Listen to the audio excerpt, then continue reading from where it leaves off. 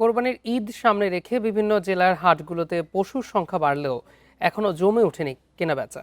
বিভিন্ন হাট ঘুরে দাম যাচাই করছেন ক্রেতারা। আরও জানাতে সিরাজগঞ্জ থেকে আছেন আমাদের সহকর্মী দিলীপ কুমার গৌর। দিলীপ, আজ হাটে ক্রেতা বিক্রেতাদের কেমন ভিড় দেখছেন এবং জানাবেন যে গতবারের তুলনায় দামের পার্থক্যটা কেমন?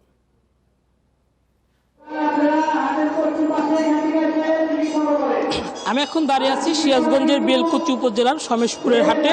এখানে কিন্তু আমরা দেখেছি যে সকাল থেকে বিভিন্ন দূর দূরান্ত থেকে যারা কোরবানির পশু পালন করেছে।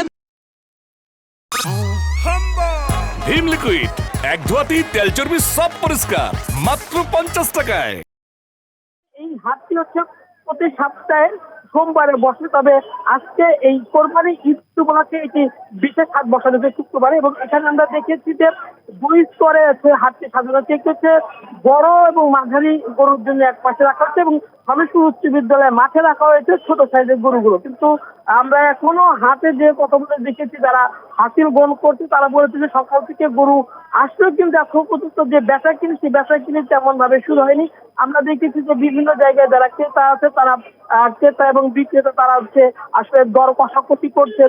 ক্রেতারা যারা তারা বলছে যে আসলে যে তাদের যে বাজেট তার তুলনায় আসলে দাম বেশি। অন্যদিকে যারা এখানে বিক্রেতা অনেকের সাথে আমরা কথা বলি, তারা যে এখানে আসলে মূলত যে খরচগুলো তারা এই করতে পারছে তারা দাম ছাড়তে বেলা বাড়ার সাথে সাথে কিন্তু এখানে যে কিন্তু তার